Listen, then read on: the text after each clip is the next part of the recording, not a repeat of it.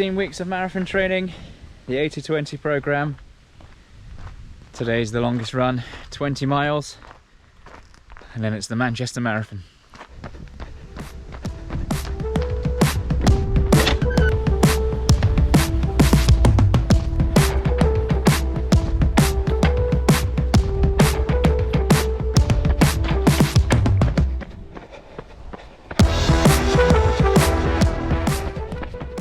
So we've just completed mile 2 of 20. Today's route's taken in some of the most beautiful parts of the moor. So first of all, we're heading to Widdicombe. We should get there by the halfway point. I think that was a pheasant. It's my support crew for today, and there's a fair bit of climbing today too, so for the last mile and a half at least it's just been vertical. Just come up onto the level now. It was beautiful sunshine when I left, and typically the Dartmoor drizzle has started to come in, but it's all good, it'll keep me cool. So yeah, 20 miles today, heading to Widdicombe, about the halfway point, and then there's a lot of up onto the high moor again, going through a Bronze Age settlement, Grimm's Pound,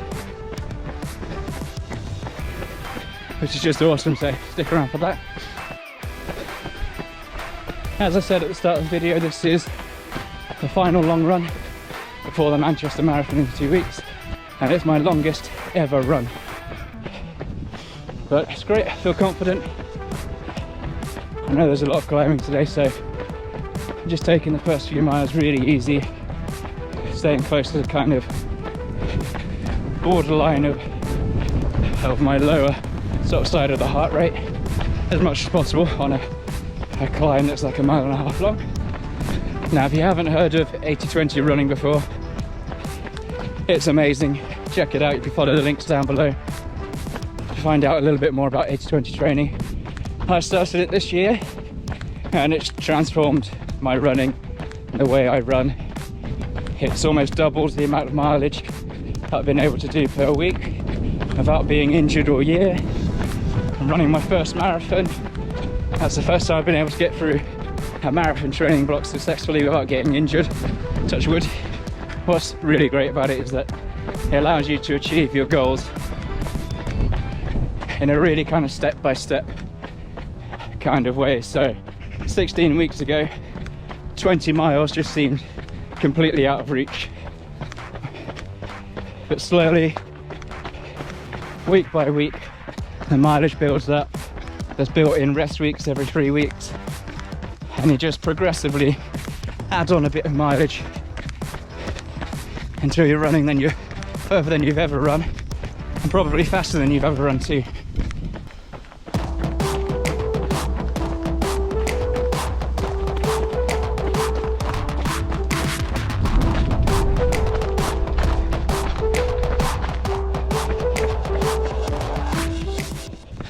Four miles in, another huge climb. Look at that.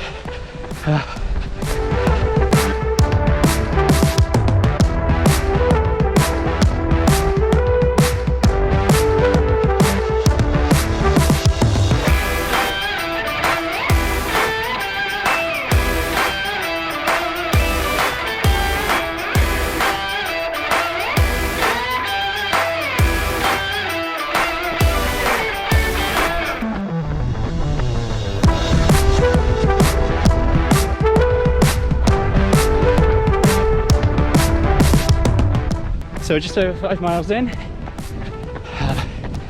going to keep the salt levels topped up today with salt tabs. These ones are peach flavoured. If you've never tried them before, I would check them out.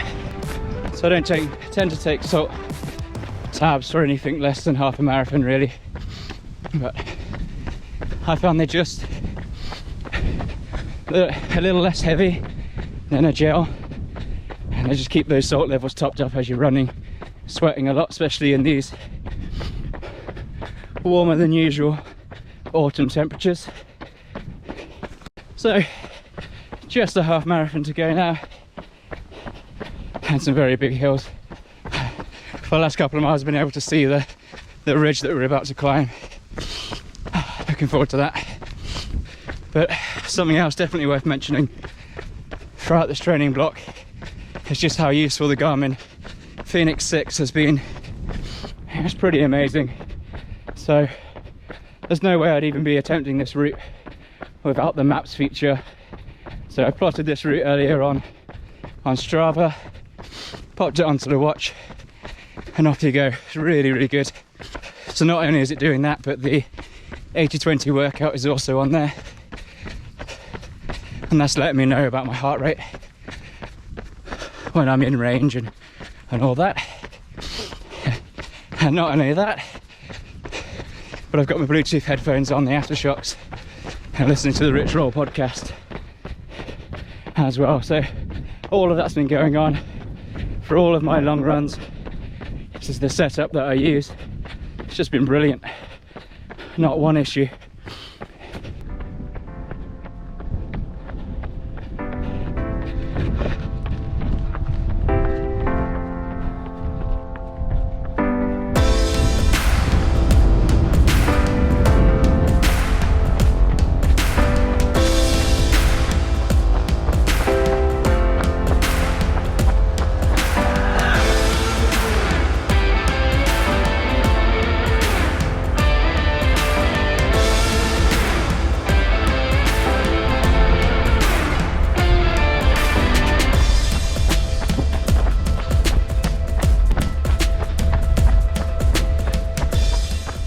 So here's a better look at the ridge that I've been following for the last 5 miles or so, all the way in the background.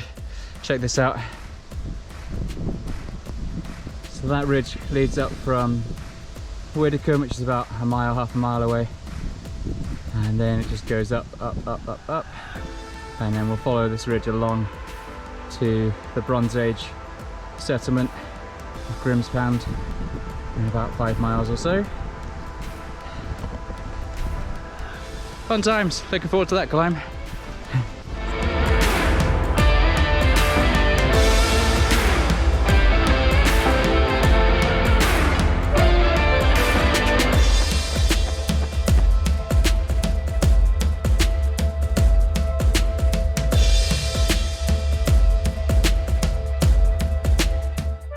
So just reached Widdicombe, which is a very famous town up on the moor. Really beautiful, kind of like one of those idyllic picture sort of postcard kind of villages. Absolutely beautiful. Got a couple of nice pubs, which finding difficult not to go in and grab something to help me on the way back, but I'll refrain. I think that'd be a bad choice. But actually one of the pubs just down here, I'll try and get a picture of it. There's some really good vegan pizzas, so worth checking out if you're in the area. Right, we've got 9 miles to go. Let's crack on. Right, the next part of the run takes us up onto that big ridge I spoke about earlier. The cool thing about this ridge is been up on this route a few times as part of a race. It's called the Hammer Down, so I kind of know what to expect. I know it's going to be pretty steep, kind of brutal.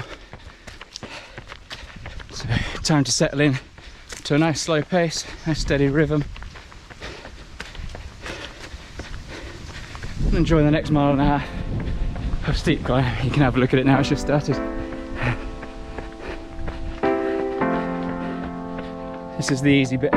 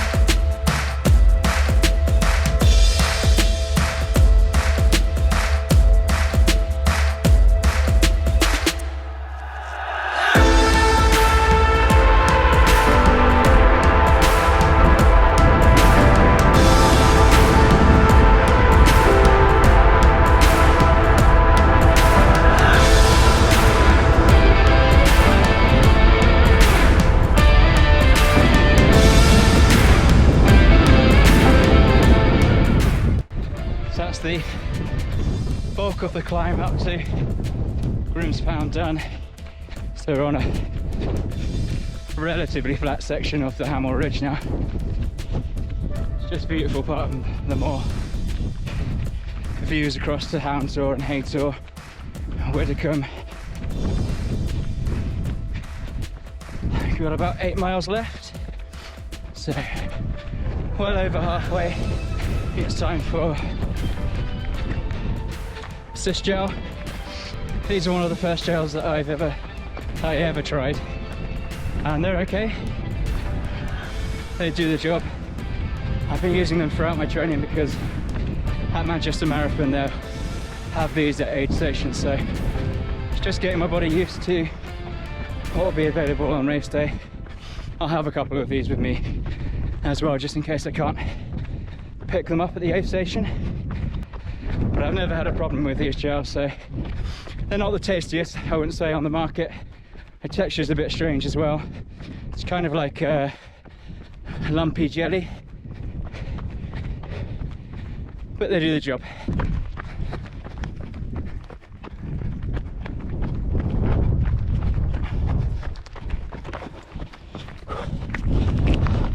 Could have been easier to open.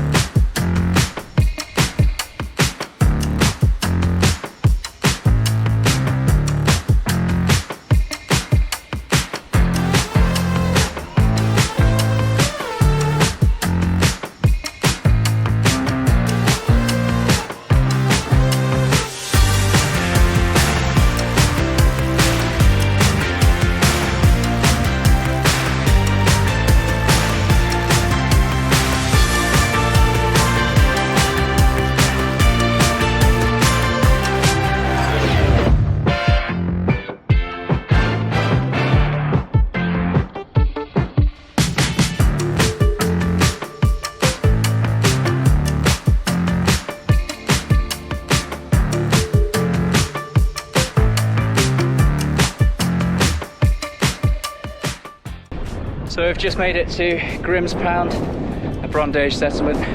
What's awesome about this place is, just look at that, there's another one. So this is what, about 3,000 years old, and you can still see where people would have lived. Talk about tiny living. Amazing little huts.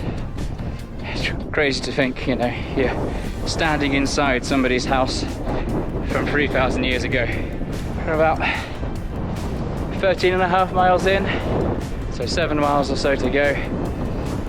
Feeling good, a little bit tired, but otherwise enjoying the views and scenery.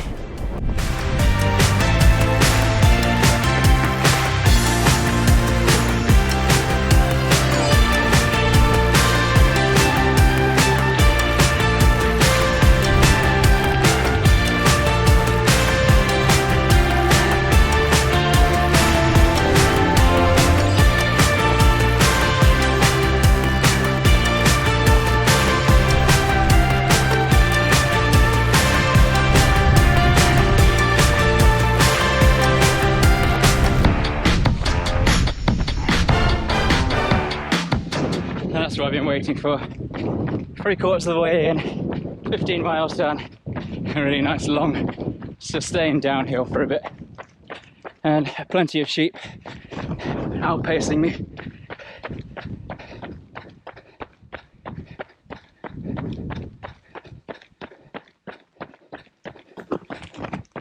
They can go some when they want to.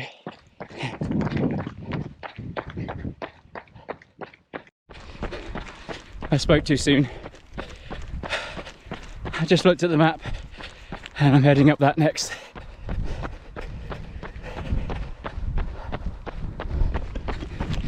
I knew it wouldn't last forever.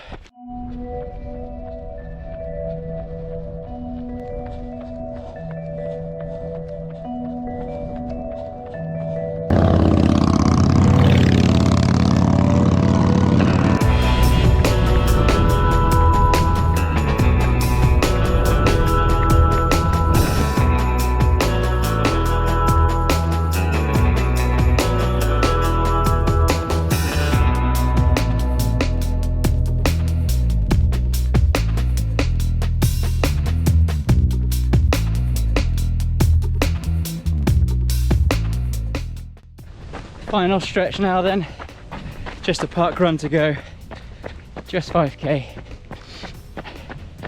Enjoyed this one, it's always good exploring a new route. The weather's been pretty kind. Right, last mile now. Last 3 miles have all been really downhill, so my knees and my quads have taken a little bit of a hammering there, but otherwise all good. Can almost sniff home. We're nearly there.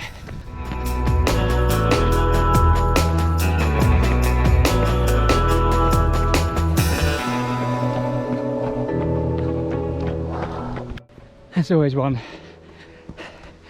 last final climb with the cherry on top.